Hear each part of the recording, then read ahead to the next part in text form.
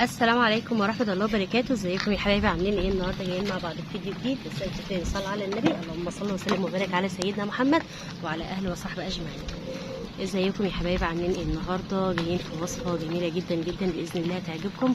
وصفة بالكوباية باذن الله هتخلي معانا البط زي الفل. زي ما انتوا شايفين كده كله حيوية وكله نشاط، وحبيت ان انا اطلعهم كده في الشمس لان الشمس حلوة جدا جدا للطيور. فزي ما انتوا شايفين كده حطيت له بقى البط، حطيت له كده سرس، مع كان فيه شويه رز باقيين كده من الاكل وشويه دش مع شويه علف. هتقولي باكل البط علفه؟ ايوه باكل البط علفه عشان ما يتغيرش مني وفي نفس الوقت يتقل معايا في ساعتها ويشتلح. فزي ما انت شايفه كده ما شاء الله ولا حول ولا قوه الا بالله. البط عندي حلو جدا جدا ما شاء الله. فالنهارده الكوبايه بتاعتنا بجد فوق الخيال، بجد الكوبايه روعه، هيستفادوا منها. الكوبايه ديت لو عملتها كده مرتين في الاسبوع هتقضي على اي اسهالات، هتزود معاهم، لان طبعا لو الطيور عندهم اسهالات او مشاكل معويه ده مهما تاكليهم ما بي يعني ايه ما بيشتلوش معانا لحم. مهما تاكلوهم علفه بس كده اهوت وتقولي العلفه هتقلهم وتظبطهم، لا، مهما ياكلوا ولا اكن بياكلوا. فعشان نقدر اي اسهالات اي مشاكل معويه وعشان البط معانا يزيد لازم نعمل الكوبايه دي تفضل معاكي طول الشتاء. احنا طبعا داخلين على فصل الشتاء، على طول لازم تعمليها للبط عندك عشان ما يجيلوش اي امراض لا قدر الله، ما يتعبش منك. فلازم نعمله زي ما انا قلت لكم. الكوبايه ديت بجد هتخليه ما شاء الله يومه بيومين وهيرمي لحم معانا. وطبعا ده ايه ممكن برضو تقولي انت بتسيبوهم في الشمس كده على طول، لا، ده هم ممكن كده يتعبوا مني. احنا نسيبهم بس يعني لحد ما ياكلوا ربع ساعة نص ساعة، وبعد كده بدخلهم بقى الخزانة بتاعتهم بقعدوا فيه. ولازم برضو المكان لما تكون تيجي تنيم البط بتاعك فيه لازم يكون المكان اللي هم بيناموا فيه يكون ما يكونش رطب، ما يكونش كله مية، او تكون الفرشة كلها مبلولة. ده بتعب البطة معانا وبتخسسها مش بتخليها تزيد معانا. فلازم يكون المكان يكون ناشف، يكون مكان مكنوس، لان برضك لو انت ما تمسكيش المكان او ما غيرتلهمش الفرشه دي بتعمل ريحه، فلما بتعمل ريحه بيشموها ممكن يتعبوا مننا. فده بتقلب بقى ايه لشوطه، بتقلب لفلونزه، بتقلب لامراض لا قدر الله يموتوا مننا. فاحنا لازم ناخد بالنا من الحاجات دي، لازم تاخدي بالك من كل حاجة لتربية البط عشان ما تموتش منها حاجة، ما تتعبش منك.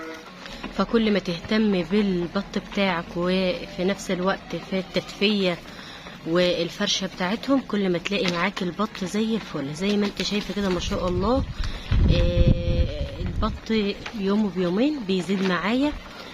طبعا هو عمره لسه 55 يوم. بصراحة كبر معايا بسرعة عشان انا مهتمية بيه.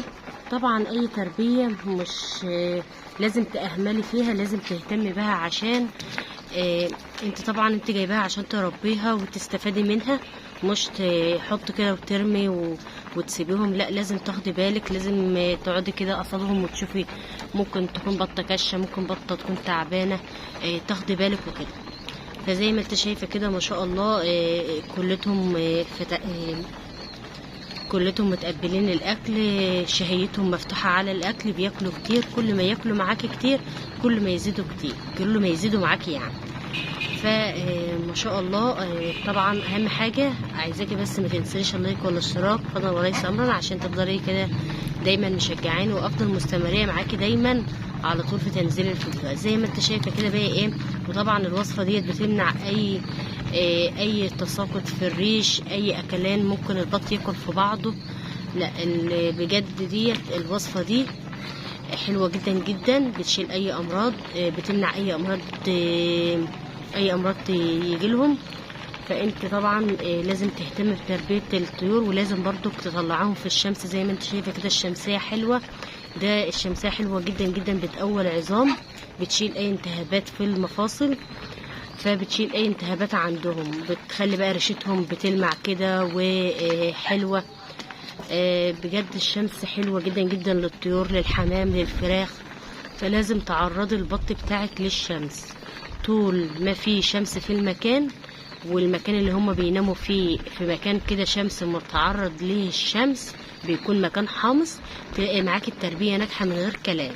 لكن لو مكان حاطاه يعني ايه، مكان عندك تحت السلم، بيبقى في ناس بتربي تحت السلم، في ناس بتربي تحت في تحت البيت يعني في اوضه، ده ما بيكونش فيه اي شمس خالص، ما بيكون كله مكان رطب، فالمكان ده بيسبب لهم فلوانزا، بيسبب لهم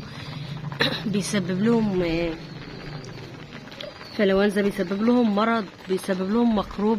فده كل ده البط اي طيور عايزه، زي ما انا بقولك كده، خدها مني كلمه، عايزه شمس.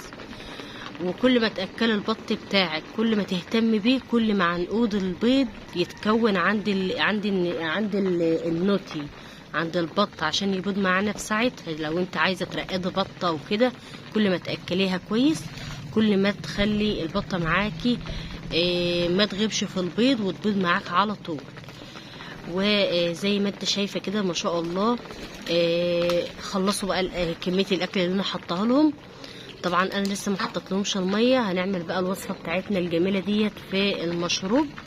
فانا بحب اللي هم ياكلوا، وبعد كده ببتدي ان انا اضيف لهم بقى الوصفه بتاعتي عشان يقدروا ان هم يشربوها كلها. زي ما انت شايفه كده اهوت البط ما شاء الله كليته احجام واحده، اللي هي الذكوره احجام واحده، والنوتي برضو احجام واحده. كسوا معايا ريش في ساعتها بجد، عشان انا مهتميه بيه. لقيت البطه معايا الريشه بتاعتها لمعت، ماهيش مطفيه. كل ما تلاقي البطه معاكي ريشها مطفي، تعرفي اللي هو بط تعبان، بط مش ما بيتغذاش كويس، ما بياكلش، بتبقى منعه عنه العلف، ما بتاكلهوش حلو. فانا مش عارفه انا متصور لكم حلو ولا ايه، لان الشمس مش شايفه منها قوي. فبجد كل ما تهتم بالبط بتاعك، كل ما تبقى تربيه ناجحه. انا كل ما بجيب تربيه عندي ما شاء الله ما بيموتش مني ولا واحده، وما شاء الله بيبقى معايا كلتهم ما شاء الله حلوين وبصحه جيده، احجام ما شاء الله زي الفل. تعالوا بقى نشوف المشروب بتاعنا الجميل اللي احنا هنحطه لهم النهارده عشان يمنع اي اسهالات، يمنع اي امراض، يمنع اي ميكروب يجيلهم، ما يتعبوش مننا. فتعالوا نشوف هنحط ايه النهارده مع بعض. جبت بقى معايا رتل ميه اهوت.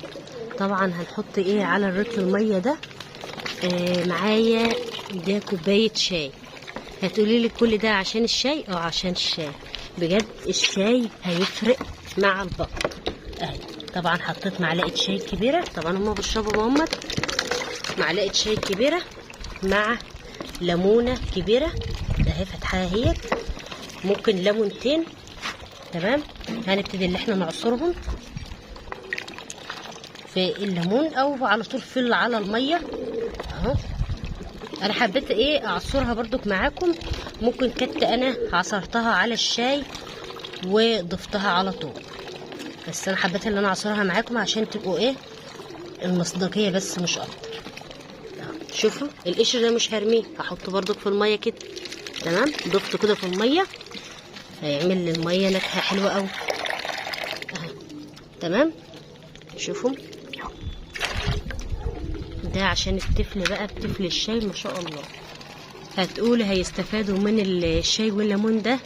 ده حلو جدا جدا للبط. طبعا لو البط عندك عنده اسهال، هيمسك بطنهم، هيشيل اي اسهالات، هيخليهم كده ياكلوا على طول، هيزيدوا معانا. طبعا الميه بليمون ده حلوه قوي قوي، فزي ما انا قلت لك كده هتفتح شهيتهم على الاكل، هيخليهم ياكلوا كتير، هتمنع اي اسهالات. الشاي يعني بيمسك بطنهم كده وبيمنع اي اسهالات عندهم، لان لو هم عندهم اسهال هياكلوا ومش هيرموا لحم معانا، ومش هيزيدوا معانا، لان كده بياكلوا في الفاضي. فكل انت ما تهتم بهم وتعرفي السبب ايه اللي عندهم، هتلاقيهم معاكي بيزيدوا، وما شاء الله الريشه بتاعتهم بتلمع. كل ما تلاقي تربيه البط بتاعتك بتلمع، الريشه بتاعتها بتلمع، تعرفي ان البطه كلتها حيويه وكلتها نشاط، يعني متقبله الاكل بصحه جيده، بتزيد معاكي. فده بيعرفك بجد. كل ما بلاقي البط عندي بيلمع كده وريشته حلوه ومنعنشه كده، تعرفي ان البط زي الفل عندي.